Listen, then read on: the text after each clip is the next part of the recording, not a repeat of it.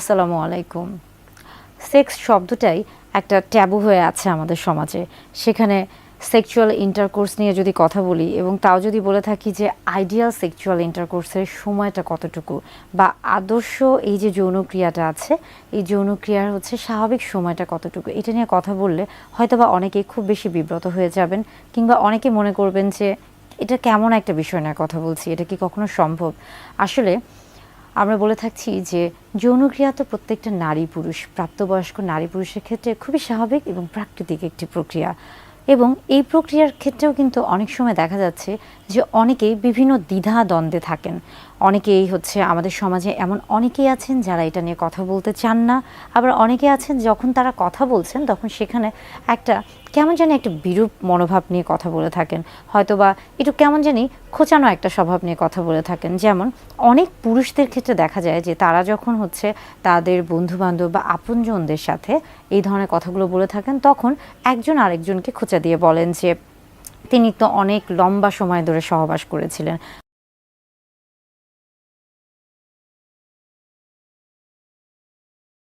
বা তার স্ত্রীকে তিনি হচ্ছে অনেক কষ্ট দিয়ে হচ্ছে সহবাস করতে পেরেছেন, কিংবা তার স্ত্রী তার কাছে হেরে গিয়েছে, তিনি জিতে গিয়েছেন। এই যে একটা হচ্ছে মানে ট্যাবু বা এই যে একটা কথা, এই ধরনের হচ্ছে বাক্যগুলা অনেকে মনে করে থাকেন কি যে এই বিষয়গুলো বোধহয় তাকে অনেক বেশি হচ্ছে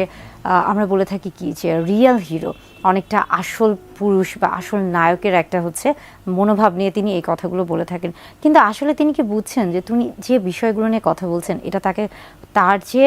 বিবেক বা তার যে মনুষ্যত্ববোধ, এটা কতটা হচ্ছে নিচু মন মানসিকতার, কিংবা তিনি কোন বিষয়গুলো নিয়ে কথা বলছেন এটা কি তিনি আসলে বুঝতে পারছেন? কারণ এটা তো তার আসলে ব্যক্তিগত বিষয়। তাহলে কেন তিনি তার ব্যক্তিগত বিষয় নিয়ে আরেকজনের সাথে সমালোচনা করছেন বা আলোচনা করছেন, এবং কেনই বা তিনি আরেকজনের কাছে তার স্ত্রীকে ছোট করছেন? আচ্ছা, মূলত সহবাসের ক্ষেত্রে যে আদর্শ সময়টিকে বিবেচনা করা হয়ে থাকে তার আগে বলবো যে একটি গবেষণা করা হয়েছে এবং সেই গবেষণায় প্রায় 500 দম্পতির উপর গবেষণাটি চালানো হয়ে থাকে, এবং সেখানে দেখা যায় যে প্রত্যেক দম্পতির ক্ষেত্রে ইন্ট্রা ইজাকুলেটরি ল্যাটেন্সি টাইম, অর্থাৎ এই যে পুরুষ লিঙ্গের যোনিপথে প্রবেশের যে প্রথম যে ধাপটা রয়েছে সেই সময় থেকে শুরু করে পুরুষ লিঙ্গ থেকে বীর্যপাত হওয়া পর্যন্ত এই যে সময়টা, এই সময়টাকে আসলে বলা হয়ে থাকছে যে ইন্ট্রা ইজাকুলেটরি ল্যাটেন্সি পিরিয়ড বা টাইম। এই সময়টা আসলে মূলত হচ্ছে এক এক দেশে এক এক রকম, এবং এটা নির্ভর করছে বেশ কিছু বিষয়ের উপর। যেমন ধরুন যে ইউকে অথবা আমেরিকার ক্ষেত্রে এটা দেখা গেছে যে অনেকের ক্ষেত্রে 10 থেকে 15 মিনিট হতে পারে, আবার সবচেয়ে কম কিন্তু দেখা গেছে তুর্কির ক্ষেত্রে, এবং তাদের ক্ষেত্রে এটা হচ্ছে মাত্র 4 থেকে 5 মিনিট ছিল।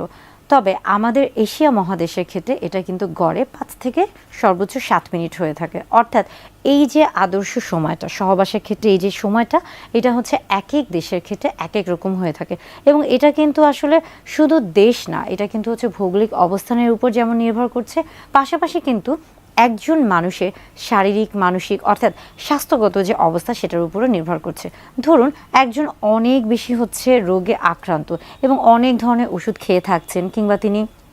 বেশ কিছু আমরা বলে থাকি ক্রনিক ডিজিজ বা কোমরবিড কন্ডিশন, যেমন ধরুন যে ডায়াবেটিস বা উচ্চ রক্তচাপ, এই ধরনের সমস্যায় ভুগছেন, কিংবা অনেক বেশি ওজন আধিক্য রয়েছে তার মধ্যে, তার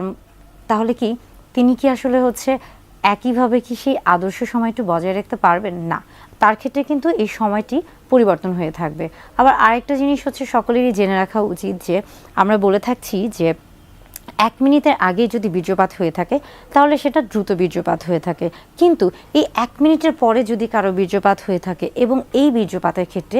নারী পুরুষ অর্থাৎ স্বামী স্ত্রী উভয়ে যদি তারা যৌন তৃপ্তি লাভ করে থাকেন, তাহলে এটা কিন্তু তাদের জন্য আদর্শ সময়। অর্থাৎ ওই যে আমেরিকা বা ইউকে বা তুর্কি বা এই যে এশিয়া মহাদেশের এই যে সময়টা, এটার সাথে আসলে কখনো নিজেকে মেলাতে যাবেন না। আপনার এবং আপনার সঙ্গীর যে সময়টা, এই সময়টা আসলে আপনারা দুইজন সঠিকভাবে উপভোগ করতে পারছেন কিনা, এবং সেখানে আপনাদের অর্গাজম হচ্ছে কিনা, বা আপনারা সর্বোচ্চ যৌন তৃপ্তি লাভ করতে পারছেন কিনা, বা আপনারা হচ্ছে স্বাচ্ছন্দ্য বোধ করছেন কিনা, এটাই মূলত হচ্ছে আসলে আদর্শ সময়। এবং আরেকটা খুব গুরুত্বপূর্ণ বিষয় হচ্ছে যে সহবাসের ক্ষেত্রে কখনোই তাড়াহুড়া করতে যাবেন না, কখনো মাথায় এই জিনিসটা নেবেন না যে আমাকে 20 মিনিট 30 মিনিট হচ্ছে করতে হবে পারতে হবে, এটা আসলে কখনোই সম্ভব না। মূলত আমাদের এই যে এশিয়া মহাদেশে যে সকল পুরুষ রয়েছেন তাদের ক্ষেত্রে এটা আসলেই হচ্ছে হতে পারে, হতে একদম যে হতে পারে না তা না, তবে এটা অনেকটাই কিন্তু অসম্ভব বলেই বিবেচনা করা হয়ে থাকে। তাই সময়ের পিছনে আসলে না ছুটে সময়টাকে উপভোগ করুন এবং দুজন দুজনকে প্রাধান্য দিন, দুজন দুজনের ভালো লাগার উপর প্রাধান্য দিন, দুজন দুজনের আসলে যৌন তৃপ্তিটা দুজন সর্বোচ্চ সুখ লাভ করতে পারছেন কিনা সেটার উপর